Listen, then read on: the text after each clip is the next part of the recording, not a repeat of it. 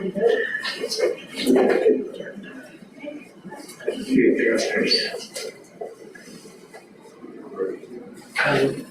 my pleasure to announce Professor Alan Zweibel. He's a professor at the University of Wisconsin-Madison. And it's particularly my and Chris's pleasure and James Beattie's pleasure to work with Alan through the science collaboration for extreme electrodynamics of complex sources, where she is a PI.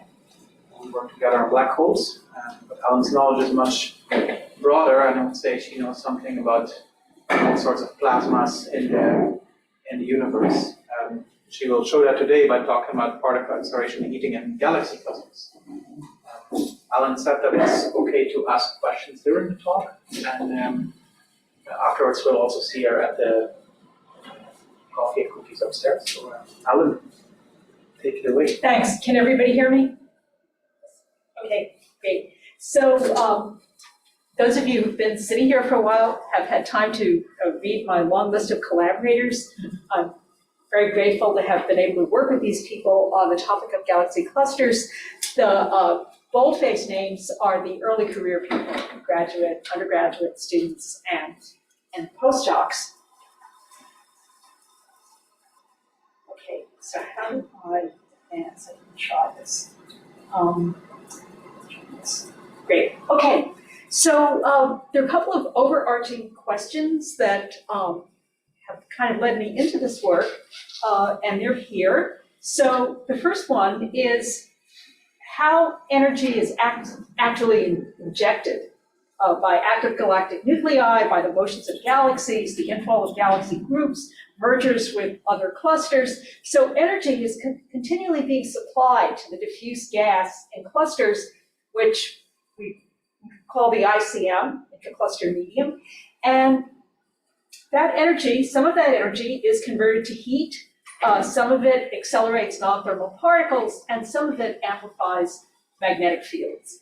And we'd like to understand in detail how this happens.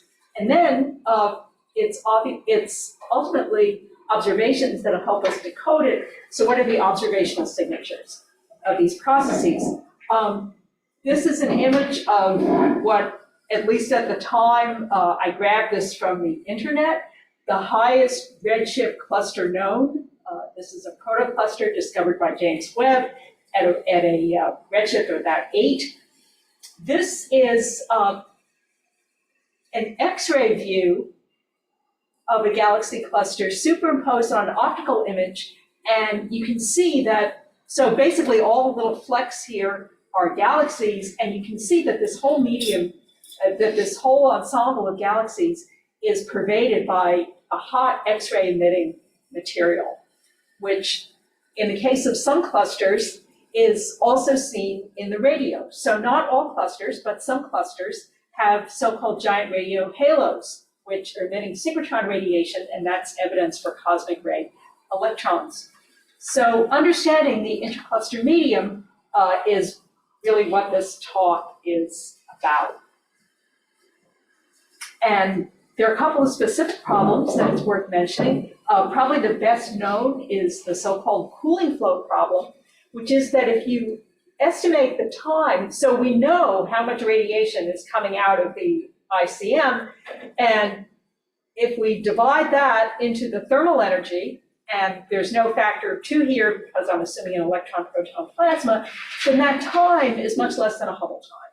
So either we're catching all these galaxy clusters at the fortunate moment when their gas is still hot, or the heat in the cluster is continuously replenished. And so what actually is the heat source? And can the heat source actually work as a feedback loop in the sense that if energy comes from the AGN, if that's the main agent for heating, then if you turn it off, if you heat the cluster, you turn off accretion or slow it down, the activity subsides, the heating therefore subsides because the heating is associated with the activity, and the gas cools and it starts falling in again. So you can imagine a loop that cycles, that the cluster cycles through many, many times. There's also evidence that thermal conduction is suppressed in galaxy clusters. This comes from global energy balance models, so we know that the X-ray temperature increases as we go out. If we compare the conductive flux in predicted by so-called Spitzer or Coulomb collision-based conductivity, it doesn't balance the energy. We see so-called cold fronts where the temperature seems to change over a short distance. And this one is a little more obscure. We see density fluctuations that seem to be compressive waves generally emitted by active galactic nuclei, and they survive over many wavelengths. Whereas if you just put in dissipation rates expected for normal diffusivities, they should not be able to survive for even one wavelength. So not just thermal conductivity, but viscosity also seems to be suppressed. And if you're thinking, well, magnetic fields turn off all these processes, to some degree that's right, but it's hard to believe that magnetic fields always have the right orientation everywhere to suppress transport, that the magnetic field is always there when it's needed to suppress transport to the observed value. So let's assume that transport is somehow suppressed. So the plan of this talk is the following. So I want to convince you that we need to study tiny scale kinetic turbulence in galaxy clusters. So this is, I don't know of any problem that's more multi-scale than this problem. The kinetic scales in galaxy clusters might be something like the radius of the Earth, gyro radius of a thermal electron. That's a kinetic scale, and we're talking about things that are megaparsec in size. So how can we study kinetic turbulence and global structure of galaxy clusters with the same brain, let alone the same computer? Then I want to show you how there's a collisionless heating mechanism, which is based on kinetic scale turbulence. And this is going to involve a pretty deep dive into the PhD thesis of one particular student in my group, Francisco Lay. And then I'm going to give an example of how slogging through some rather hard work on kinetic scale processes revealed an effect which seems to print through to macroscopic scales. In other words, that it wasn't just fun to do this, we really needed to do this. And then I'll talk a little bit about some implications for thermal conduction, which is ongoing work, and some other kind of continuing threads. And as I said, please stop me at any point if you have a question or if there's some jargon I didn't explain. So let's review the sort of canonical picture of heating by fluid turbulence. So for example, Kolmogorov turbulence. So energy is injected at some outer scale, which we can call L naught. In order to use fluid theory, we assume that that L naught is much bigger than the mean free path to Coulomb collisions of particles, which is of order the collision time times thermal velocity. That energy will cascade through a nonlinear sort of overturning process, this kind of eddy, spawning eddy process, relatively free of dissipation, in other words, constant energy flux and wave number, until it reaches a dissipation scale, which I'm calling LD. And you can go through simple arguments to show that LD is related to the outer scale, L naught, by the Reynolds number to the -3/4 power. And the Reynolds number is just the ratio of the sort of turbulent diffusivity, L naught V naught, velocity at the outer scale, to the actual diffusivity, the mean free path times the thermal velocity. And this is all consistent, provided not only that the mean free path is short compared to the outer scale, but it has to be short compared to the dissipation scale to continue using fluid theory. And that you can show that that is the ratio L naught over the mean free path, which we know is a big number, and the ratio of the thermal velocity to the outer scale velocity. And in order for the turbulence to truly be incompressible and of the Kolmogorov type, this should be a at least moderately big number too. So what happens if any of these conditions are violated? Well, if you drive the system too hard, so the harder you drive the system, the relative to the Reynolds number, the more you force the dissipation scale down to small scales, possibly eventually reaching the kinetic scale. On the way, you will introduce compressibility effects, which will form shocks. The turbulence will become intermittent. So the whole character of the turbulence changes, but up to that point, we can assume, or it is assumed in the study of turbulent dissipation, that whatever energy is put in, the system will find a way to dealing with it by adjusting the dissipation rate. So the dissipation rate can always be matched to the energy injection rate. You can reach steady state turbulence. So that's kind of the assumptions under which we often study turbulent heating. Now, what happens if you put in a magnetic field?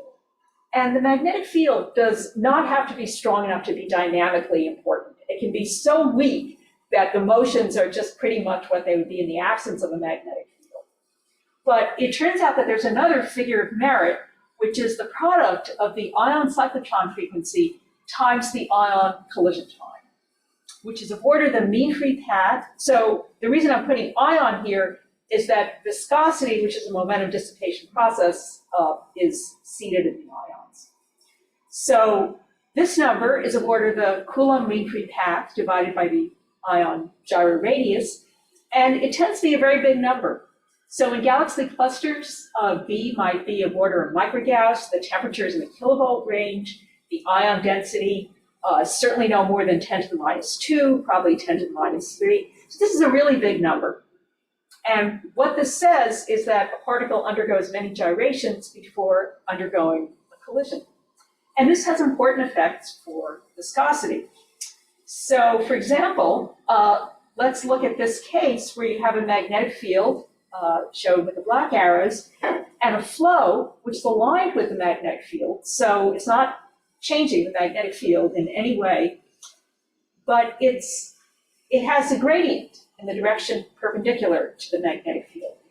And so in the absence of a magnetic field, you would expect viscosity to transport momentum down the gradient. So the fluid down here would be accelerating the fluid up here. But when the magnetic field is strong enough to satisfy this very mild condition, momentum transport is actually suppressed by 2 powers of omega c tau I. So the first power is maybe easier to understand. It's like the ratio of the gyro radius to the mean free path. So, okay, so particles between here and here can't talk to each other, but particles between here and here can.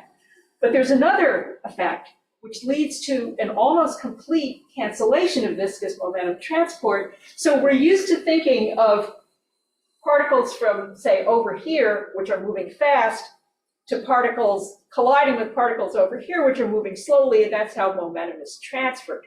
So there's a clear bias in the gradient direction. But when the particles are mainly just cycling around field lines, sometimes the particle that's coming from this way really has its guiding center in a place where the flow is fast. So that leads to almost complete cancellation of the momentum transport, and that's why you get 2 powers. Okay, so that's one way in which magnetic fields affect viscosity. But there's a special case in which magnetic fields actually do not affect viscosity, or they change the nature of viscosity, but they don't change the outcome. And in order to explain that, I want to take you through the adiabatic invariance of magnetic moment. So magnetic moment is basically the flux, magnetic flux through the gyro orbit of a particle. And just as we're used to thinking of magnetic fields being frozen into plasmas, we can also think of flux being conserved through a particle orbit. So mu is not an exact conserved quantity. It's only an adiabatically invariant quantity. And the condition that it be invariant is that the magnetic field, if the magnetic field is changing, it changes slowly compared to the rate at which the particle gyrates. So under those conditions, if the magnetic field increases, the perpendicular momentum will also increase in a way that keeps the flux through the orbit the same. That's mu. So here, flux is the same. Now, if the magnetic field is in a steady state, the field should be decreasing as often as it's increasing. So let's suppose that we go through a compression phase, we increase P perp, and then we scatter the particle through doesn't matter what, I've drawn a lightning bolt here, finger of God, whatever. The particle gets scattered, and some of the perpendicular energy, which was gained by the conservation of magnetic moment, is now kind of sequestered in the parallel motion. So when the field re-expands, some of that energy is kept. Otherwise, it would be a completely reversible process. And this leads to irreversible heating, which is sometimes called magnetic pumping and sometimes called gyroviscous heating, which is, I think, what I'm calling it in this talk. And we can starting from the collisionless Boltzmann equation and considering adiabatic processes, derive a so-called drift kinetic equation. And then we can take phase-space moments of it and derive a fluid equation. And here are two fluid equations which describe the system. So delta P is the perpendicular pressure, perpendicular relative to the background magnetic field, minus the parallel pressure. And the plasma will be heated at a rate which is the product of the anisotropy, delta P, times the logarithmic derivative of the magnetic field strength in the simple case of perpendicular compression. And there's another equation that describes the evolution of the anisotropy.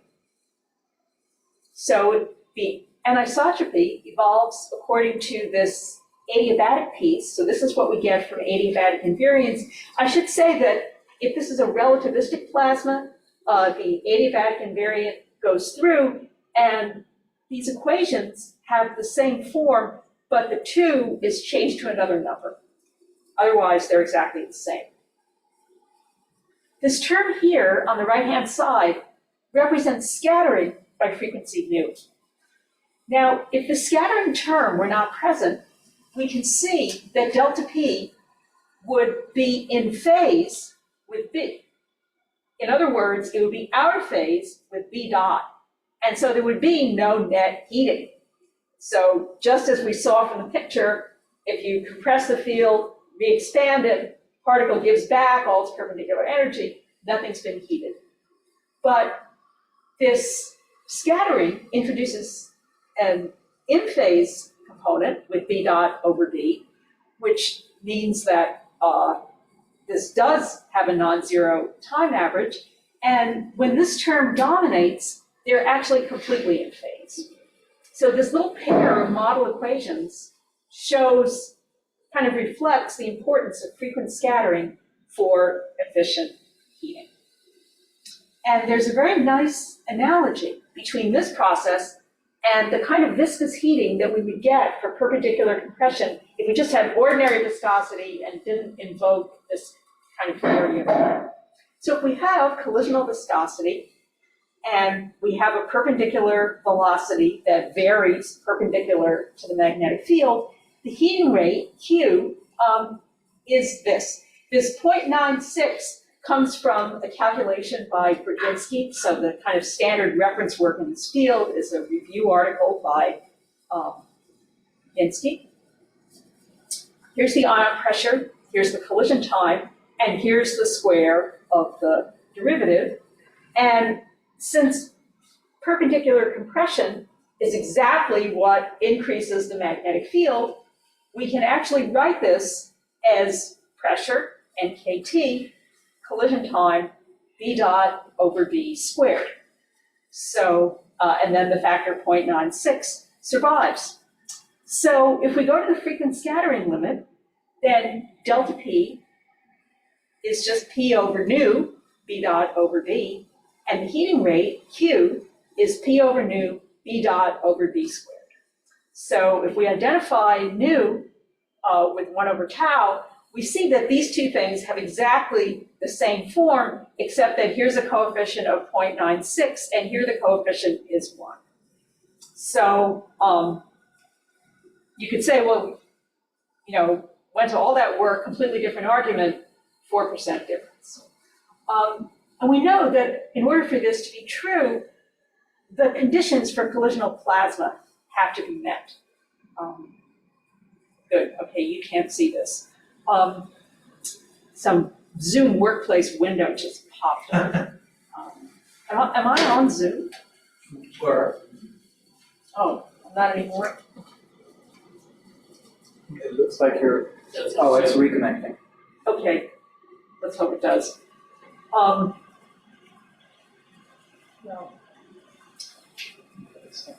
Could be a question of which Wi-Fi. Yeah, and then, maybe can you go out of the slideshow, then I can see if your Wi-Fi is, because the Wi-Fi can sometimes be somewhat unstable. But we can escape. Right. Okay. Oh, yeah. I'm not Oh, on you're on a Wi-Fi cable. at all. I should be connected, so I have to go to system preferences. So let's see if I'm connected. It says I'm Yeah, you're connected. It says I'm See if connected. the Zoom is doing that.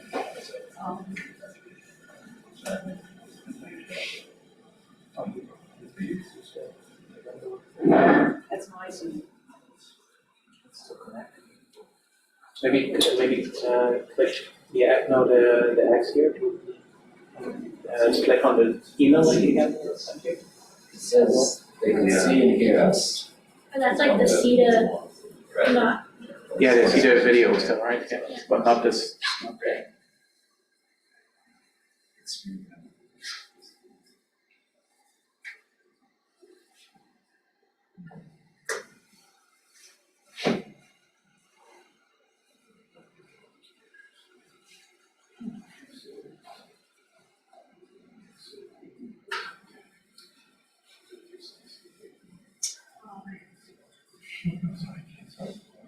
which one? This one? The one next to this seems to be or a different one. I'll tap the link again.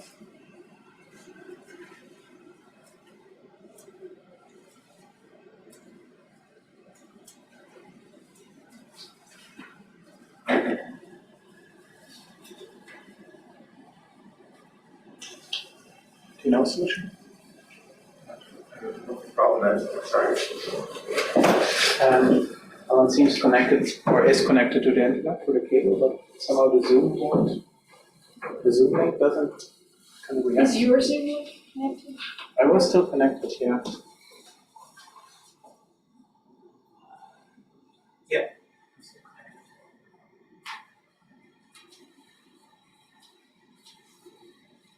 If you click on the link there. This is my own Zoom.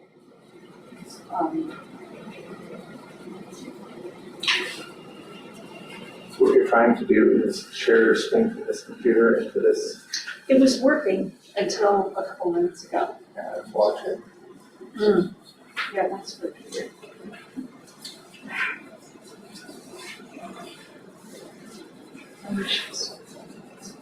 Try opening the link with another browser. Well, I can't connect to the internet, so now what you want me to do? If you go back to your email and then right click on the link, just like right click. And then it's not.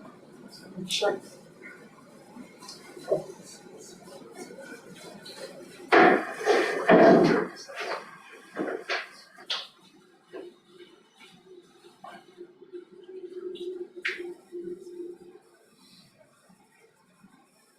Yeah, Safari. I mean, I'm not a fan of Safari, but I know. That's Thunderbird. No, no, Oh, sorry. we do not want that. It's clear.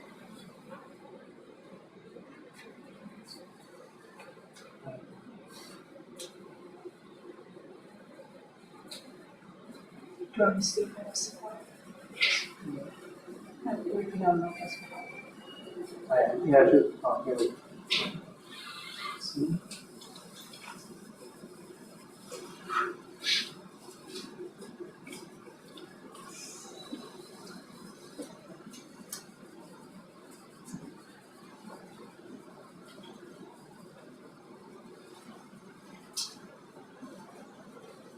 Seems to go to the Maybe I can join.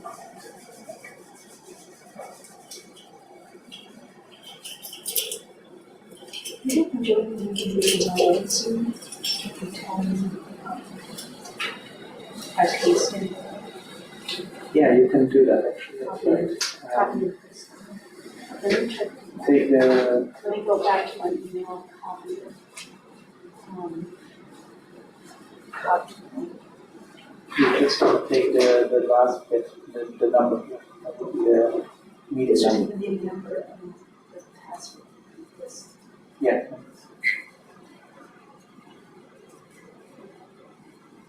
You can click here. No, that's fine. Join.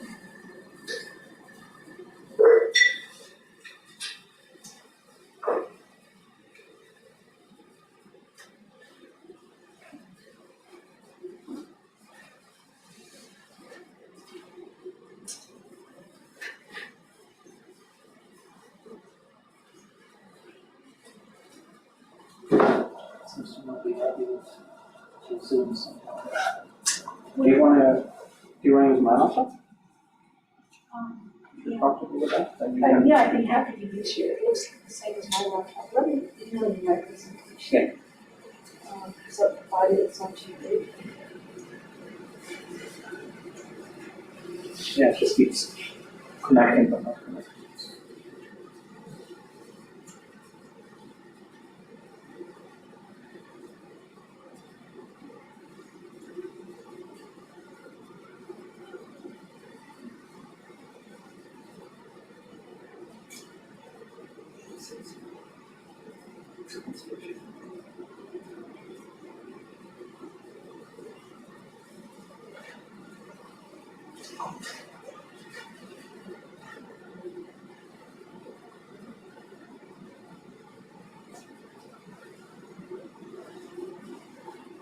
At least this time it's not unwanted people getting into the Zoom.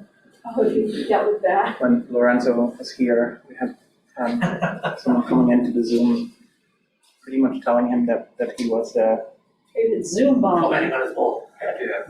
bold and fat, I think. That was the comment, right? Yeah. Oh, well, I'm not bold or fat, so they're keeping their counsel. Okay, I don't know how to do this OneDrive. Do you want me to do that? How big is it? 27 megabytes. You can do the OneDrive or attach as a proxy. Or Well, I can try this. you can also send it on Slack.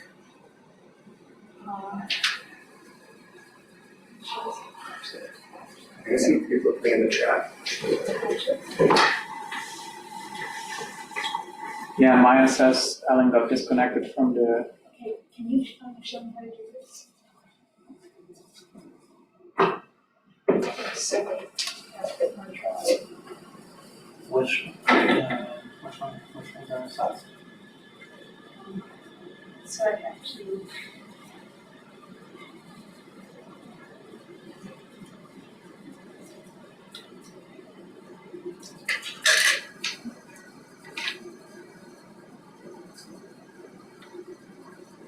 I'm not sure that it actually. It also seems to be handy.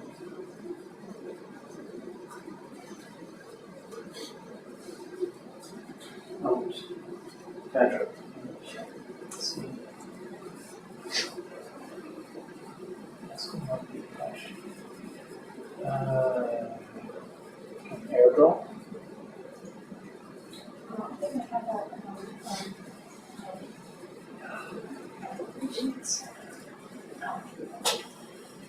Yeah.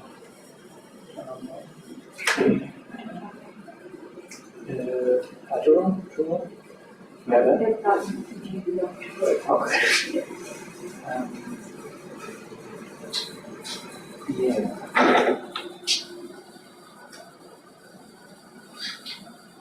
I just try to email this to you? Yeah, try.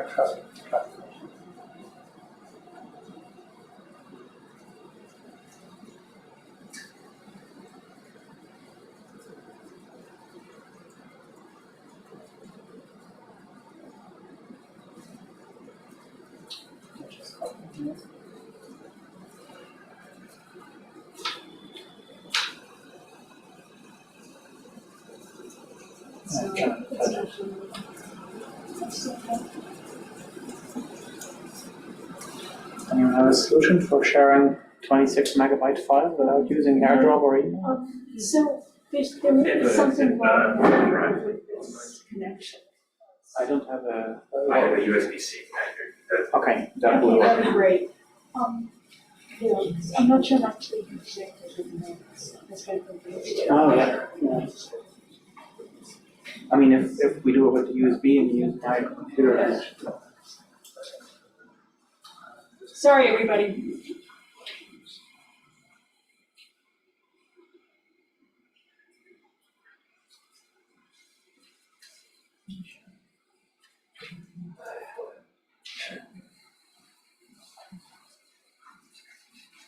I have this in my office sometimes with the CITA shuts down. That's so strange. Is it all? It needs your new president messing with our internet. It's not efficient.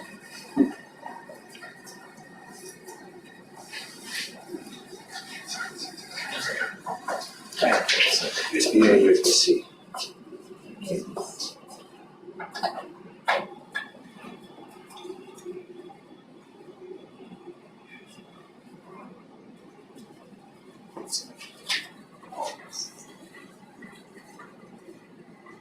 It's this USB disk.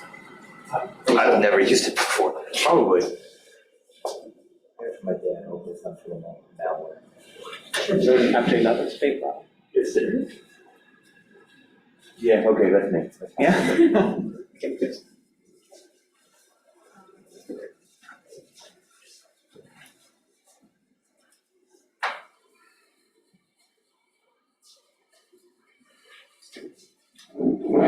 Very well organized. Terrible. You should see my desktop. It's one thing I've organized there.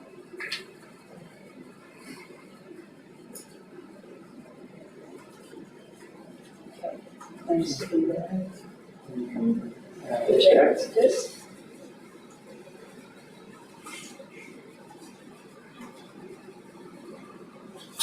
Okay. One more. Set compatibility.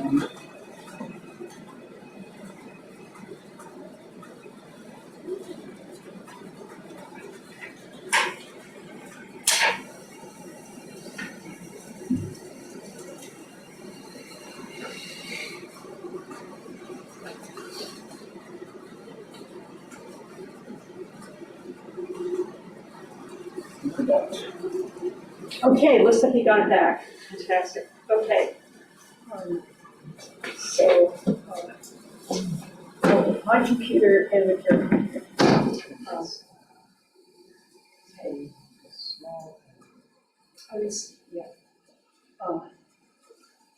Okay, so as I was just saying, so we have this very close correspondence between this completely collisionless heating process and ordinary collisional viscosity in this particular case.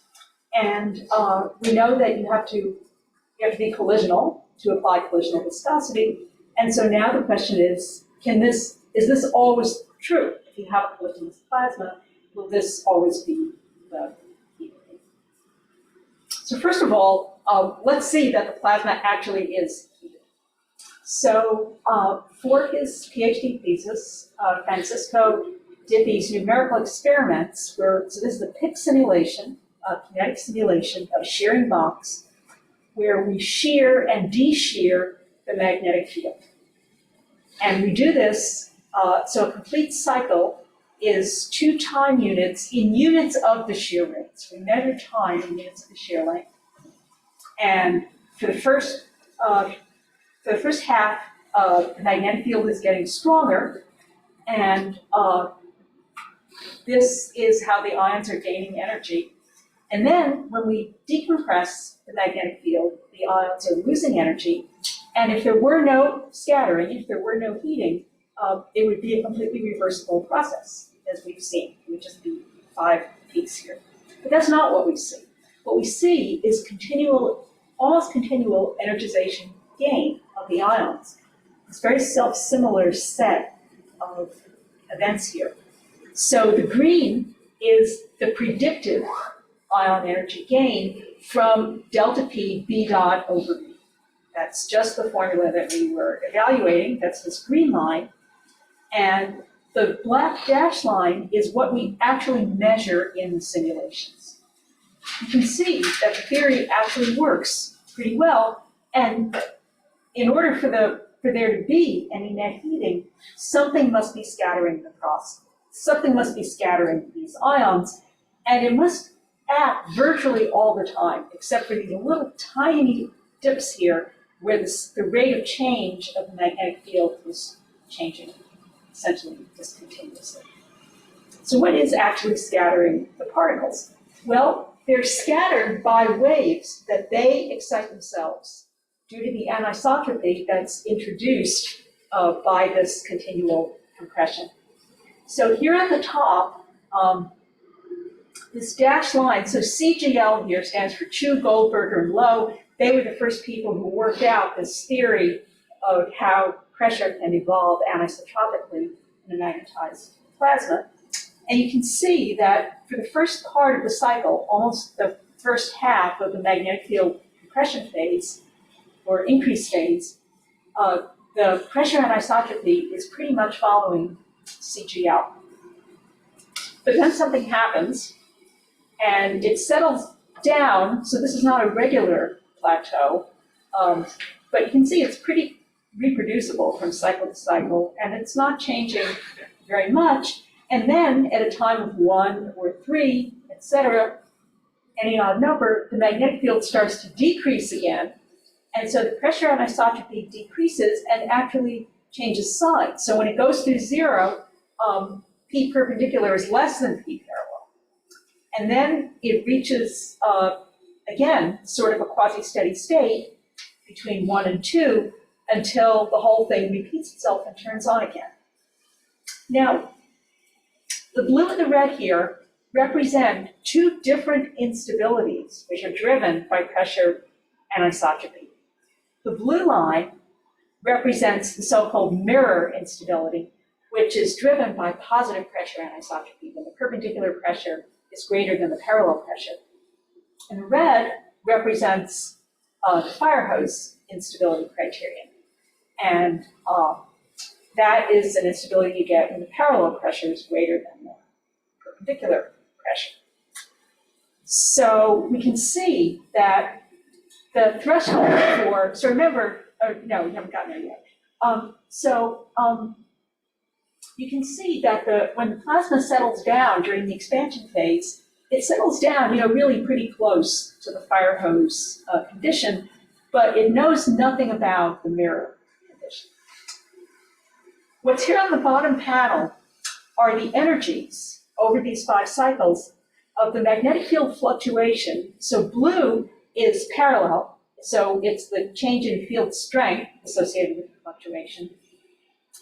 Red is perpendicular to the magnetic field. Remember, the magnetic field direction is changing all the time because this is shearing, but red represents the in-plane fluctuation energy, and green represents out of plane magnetic fluctuation energy.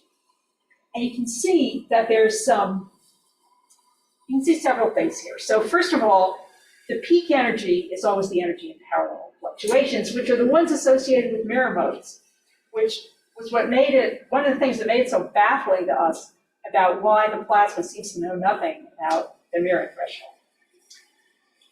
There's sort of slow modulation of these fluctuation energies, but there's also this kind of tiny scale jitter which you can see very well in the delta, the out-of-plane fluctuation.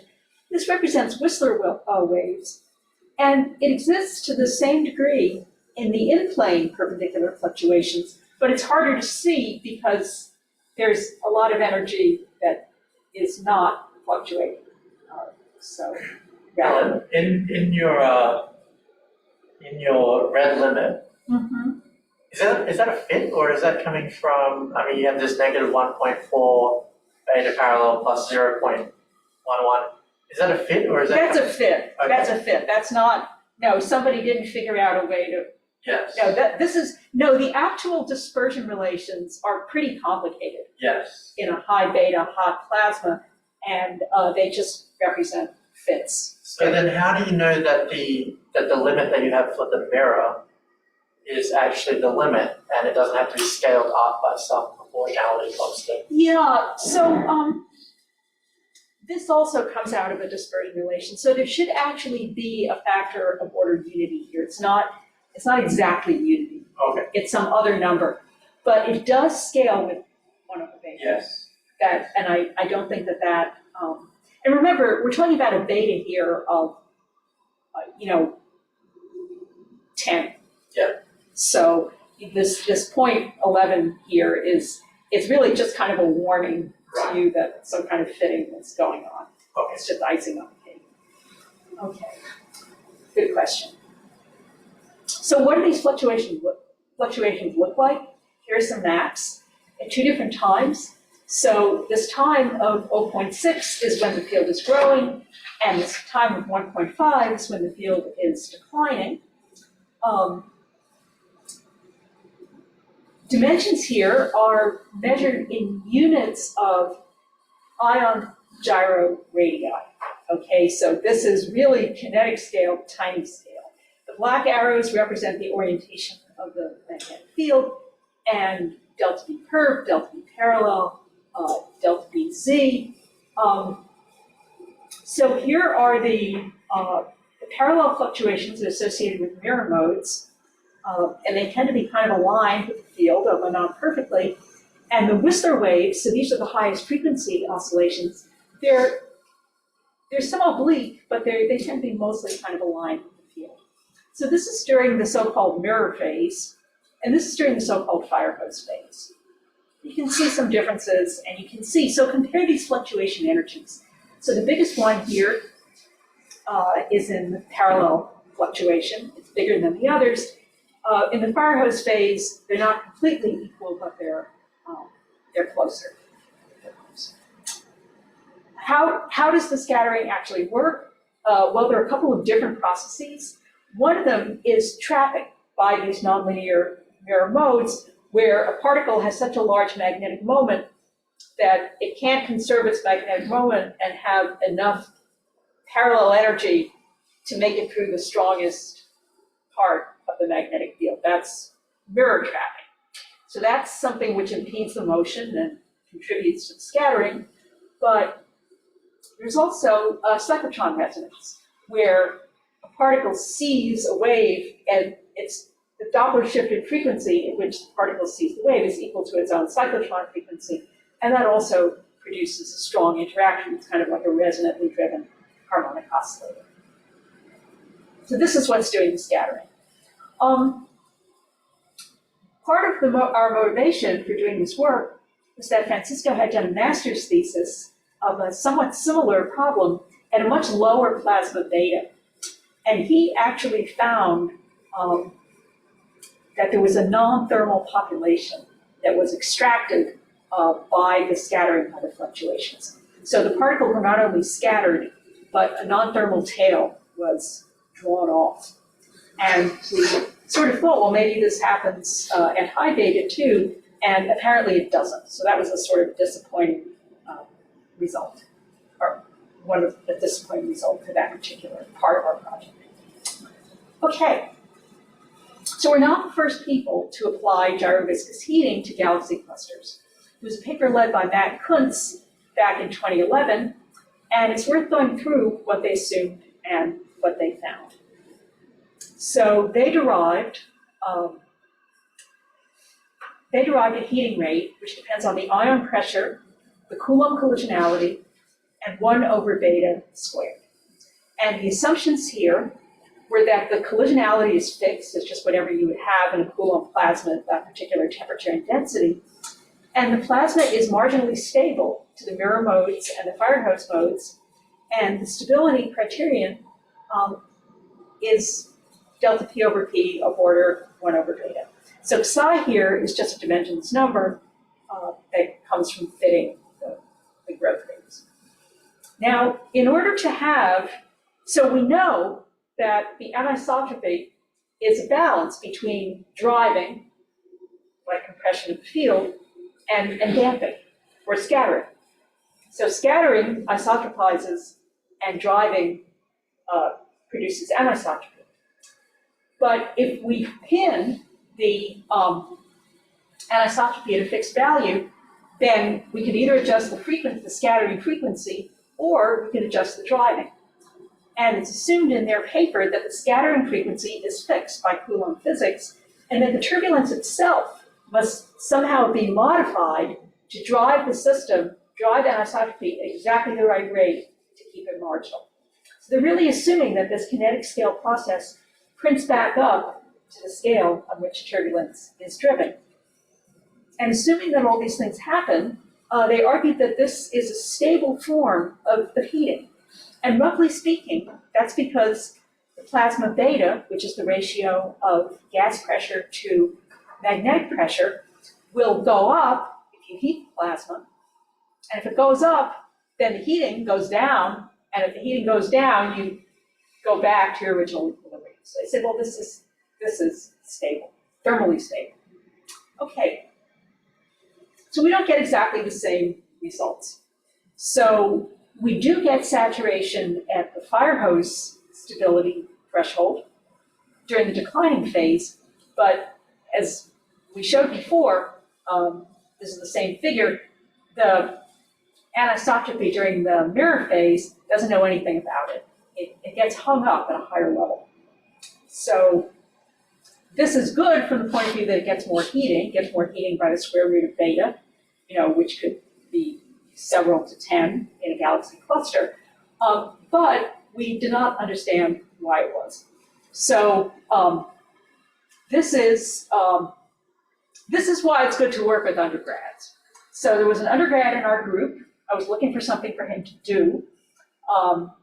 And I thought, well, Francisco is making all these maps in K-space of the fluctuation. So why doesn't Drake do a Fourier map? Look at the Fourier spectrum. That'll teach him about fast Fourier transforms, and it'll be interesting for us. So he went off and did it, and this is basically what he came up with. And I saw this peak. I said, okay, he's never done Fourier transforms before. This is obviously some kind of artifact. So, so I suggested all these things for him to do, and he went away and he did them, and peak never went away. And I think eventually Francisco just got sick of me, and he did some reading, and he discovered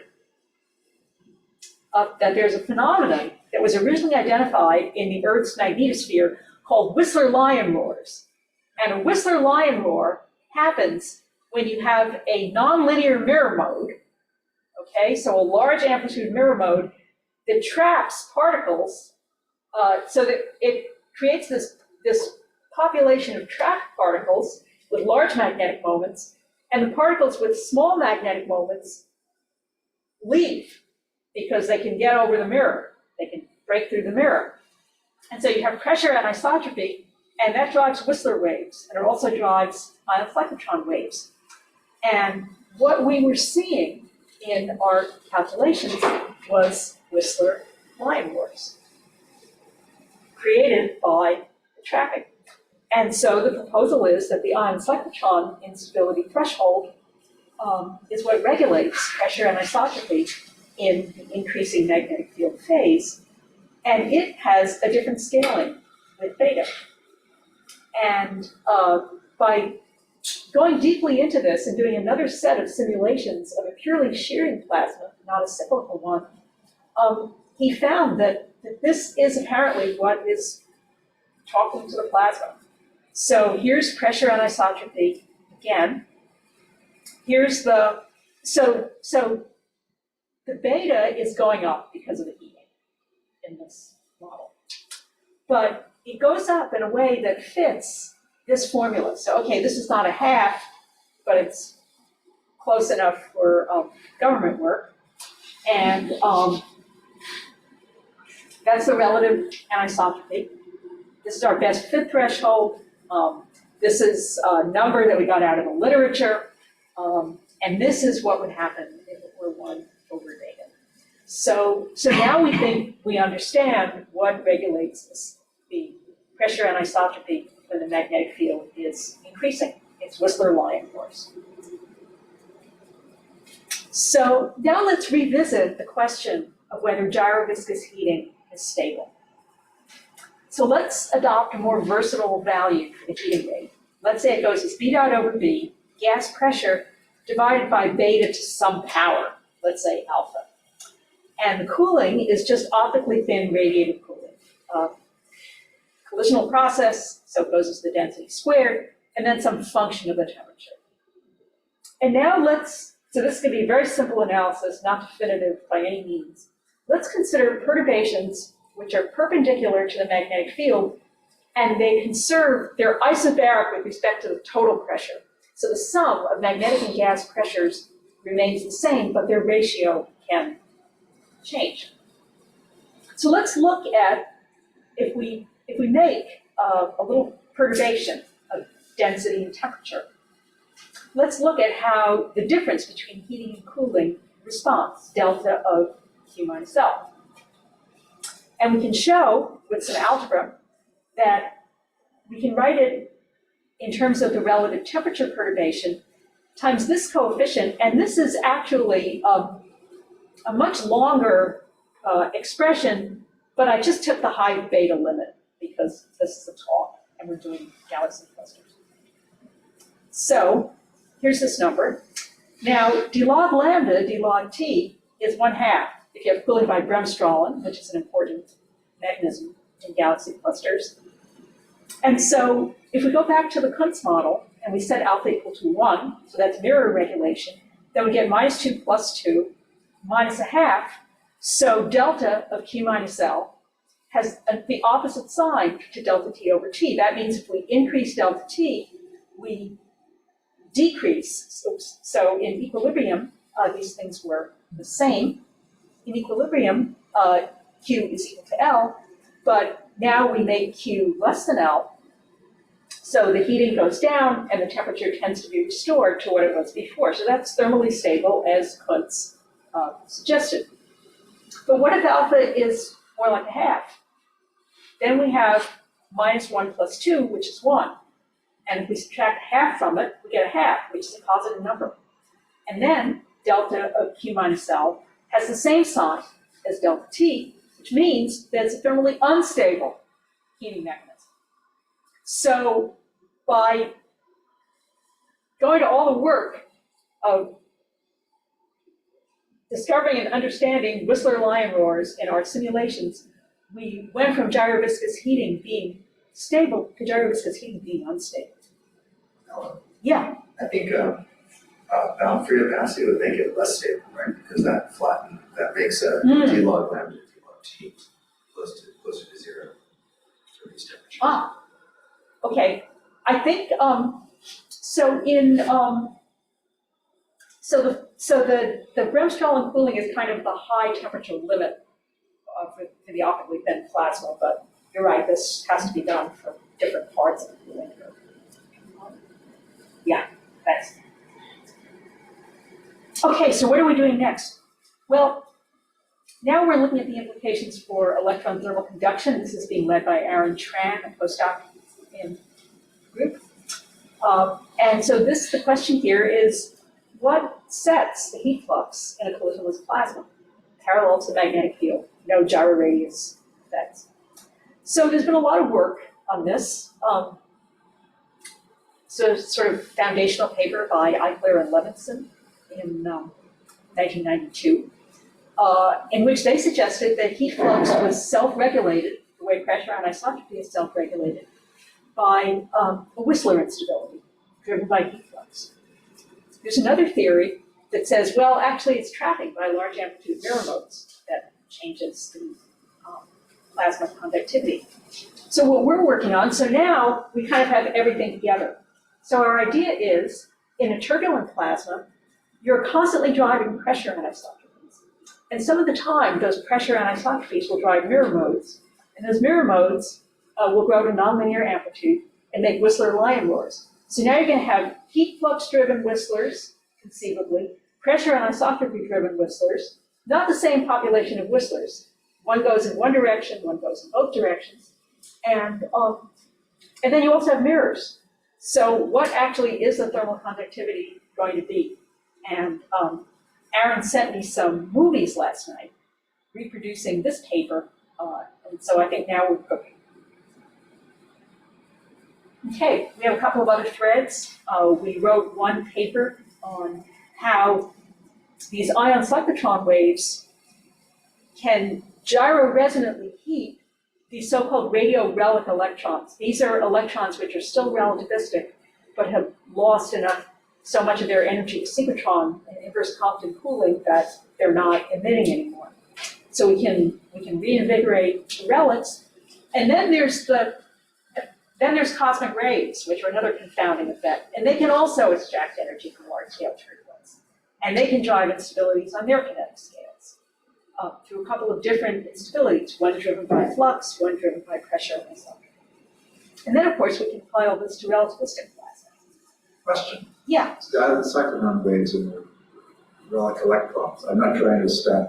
Basically, you're expecting the electrons to be heated when they're... So they're ion gyroscale. Yes, when their gyroscales... When their gyroradii are comparable to the gyroradii that they're... So the question is, but in that case, will the electrons really be energized enough to emit the radio? No, this is like this is just a step. Yeah, this is just on the way. Yeah, but we have no reason either to think or not to think that they can get up to higher energies. It kind of depends on what else is there. But there's another postdoc in my group who's actually working on this injection of electrons into shocks. Yeah. So that's another venue where this might come in. Okay, so this is my last slide. We need to understand turbulence, large-scale turbulence in galaxy clusters. We need to understand its effect on transport processes, and we need to understand, so to understand the transport, we need to understand the magnetic field structure. And to understand the magnetic field structure, we need to understand the turbulence.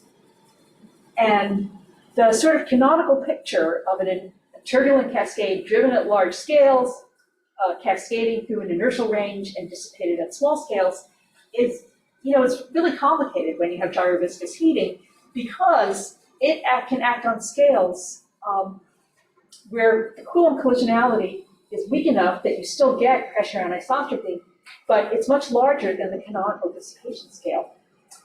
And we've seen that dissipation can be regulated by kinetic scale instabilities, and that you have to get the right instability because it prints through to global scale processes, as I showed in this one example of thermal convection. So thank you, and thank you especially in view of all Zoom problems. Thank you.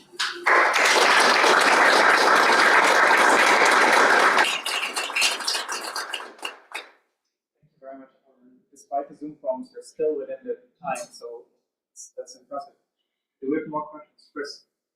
I was just curious, does this theory predict a damping rate for acoustic perturbations within galaxy clusters, which are observed in the X-ray? So I wonder if that's something. Right. Yeah, so I think that depends very much on the structure of the magnetic field. But that's actually a venue in which I'd like to apply it. Yeah, nice talk. So my question also is about the magnetic field structure in the end. So you mentioned, of course, the problem of how you keep the intercluster gas so hot. And magnetic field might reduce the dissipation time, or the rate, dissipation rate, if you had a particular geometry, right? But you couldn't expect you'd always have that geometry everywhere. So for the gyroviscous heating, what kind of magnetic field geometry would favor that? Yeah, so I think this is a very important question, especially in view of the fact that there's this alternative picture where the magnetic field structure is actually modified. So this was the Kuntz picture. And they developed a concept called magnetoimmutability, which says that, basically any form of turbulence or wave which changes the magnitude of the magnetic field is just kind of suppressed. So it makes a very drastic prediction about the structure of turbulence in a high beta weakly collisional plasma. So I think that we need to start at the MHD scale to understand kind of where, because something like stirring by a galaxy cluster, that is on scales of tens of kiloparsecs. We really kind of need to start there. Or an AGN, a big jet. But then we really need to be able to follow it down to a dissipation scale. This is only now, I think, being done for the solar wind, where we get down to the kinetic Alfvén wave and ion cyclotron waves from MHD waves.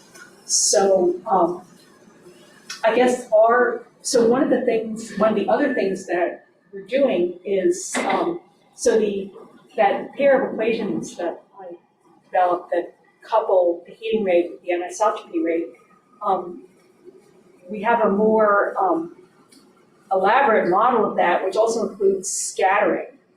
And Peter Ugara, this undergrad in our group, now a grad student, has actually been measuring the scattering rate from Francisco's calculations. And this model will only be useful if we can come up with some kind of robust way of determining the parameters, but that's in process. So I think ultimately, if we had a reliable theory for what these kinetic instabilities do, then we could put it into a larger scale theory. One way or the other, we have to be able to couple those scales. How do you summarize how this is all connected with the generation of kinetic field? I mean, there are theories where magnetic fields generated at a kinetic scale, actually, and it's amplified. Right. So, there was this influential paper by Duncan and Thompson back in the early 90s about primordial magnetogenesis by quark-gluon phase transition. I don't know if that idea is still considered credible, but I think in galaxy clusters, who was that guy? But I think galaxy clusters today, there's a seed magnetic field is launched into the ICM by galactic outflows and ram pressure stripping, and then I think the evidence for a globally ordered magnetic field in galaxy cluster, on megaparsec scales is either weak or non-existent. So the field seems to be, quite disordered, but amplified beyond by a factor, not a huge factor. If you take the interstellar medium, say with an average density of 1, and you expand it you expand it down to a density of 10 to the minus 3, and you assume that B goes as rho to the 2/3, which it would for an isotropic. Then you go from a galactic magnetic field of a few microgauss, down to a few percent of a microgauss, and then you only have to, to make the sort of 1/10 of a microgauss fields that we see, you only have to amplify it by a factor of 10 to 100, and I don't think really strains credibility to, to think that there's that much stretching going on in turbulence. But it would be important to know how much field structure there is on the really small scales. Yeah, well, it's still an interesting question. There could be a primordial magnetic field, 10 to 13, minus 13 Gauss, something like that, before gravitational collapse. So in your galaxy cluster, which is not that overdense. But people are still thinking astrophysical, they're thinking Zweibel, they're thinking Beeman batteries from. But what you easily imagine that, just from simple linear compression, from the seed field down to the galaxy cluster density, you're talking, say, about 10 minus 10 Gauss. So then you're talking about a field which doesn't need, pores or magnitude amplification. But it's potentially, on large scales, much stronger than a Zweibel generated, Oh, yeah, Zweibel, I know, what makes me nervous about, so the Zweibel instability is kinetic instability, magnetic currents and magnetic fields were non-existent before, but the fields that you make have a characteristic scale like the electron spin depth, Yeah, which is kilometers, right, okay? And then what happens to that Zweibel turbulence? exactly. So, You have to couple it to the small scale dynamo somehow, and I don't think we know if it properly couples. There's a huge scale separation. yeah, there's been this tension for a long time about sort of top-down and bottom-up theories of magnetogenesis. I would consider the Zweibel, growing the field from the Zweibel scale, that's a very bottom-up theory.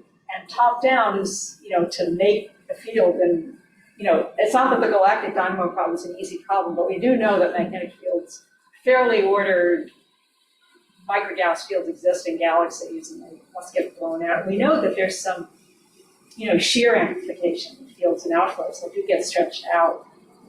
We see this. But you still move the seed problem to then the galaxies, where the galaxies form their fields. If they have to Well, blow then out you've got your Biermann battery in a star, okay? Then you spew that stuff out, okay? So. That's pretty bottom up as well. Yeah, but the time scales and length scales in a star are much faster and smaller.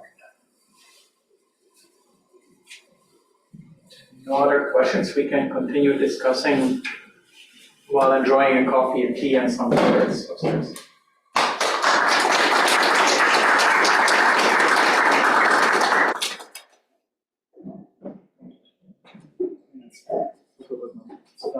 I'm just really glad we're not going to have a copy of Oh, yeah. I won't publish it. So, Ellen, just before you go, this is Norm. I'm on Zoom. Thanks for a great talk. Mike Fick wanted me to say hello. Oh, hi, Norm. I'm finding it hard to hear you. Can you speak up? Yeah, can you hear me okay now or not? Well, we were using Bart's computer, and now he's shut his computer. Okay. There we go. Can you hear me okay now? Oh, yeah. Good, okay, great. I was just saying that was a great talk. Thanks for that. Thank you. And I wanted to say, Mike Fick asked me to say hello. He wanted to attend, but he's been in and out of the hospital actually recently. Oh, please say hello back, and I hope he gets better. I will do that. Okay. Anyway, And I guess I'm gonna see you next week or something, right at this in Milwaukee. yes, indeed, you will. Is it next week? It's 2 weeks, I think. I hope. Yeah. Okay, I'm yes, sure I will see you there. Okay, great. Anyway, thanks again. I'm sorry I didn't get to see you on this visit. Take care. Well, you should come out to San Diego. You can come see me. Bye. No, I like the Wisconsin winters too much. Are you going to CITA, Ellen, the plasma one in the summer? Yeah, and I'm gonna take advantage. Are you going to that? I'm going, but in September. I don't know Me what- too. Ah, okay, well, then Yeah, we'll spend 2 I'm weeks. actually on sabbatical next. And so the first way I'm gonna take advantage of my sabbatical is by going, Oh, yeah. when I'm going. Yeah, excellent. All Yeah. right. See you, See ya. Norm. You're back by then, right? You're back in, oh, you don't. Yeah. You're, I want to say two things. Norm is away for like a couple months at a time, and then he comes back, spending time in with his family in San Diego.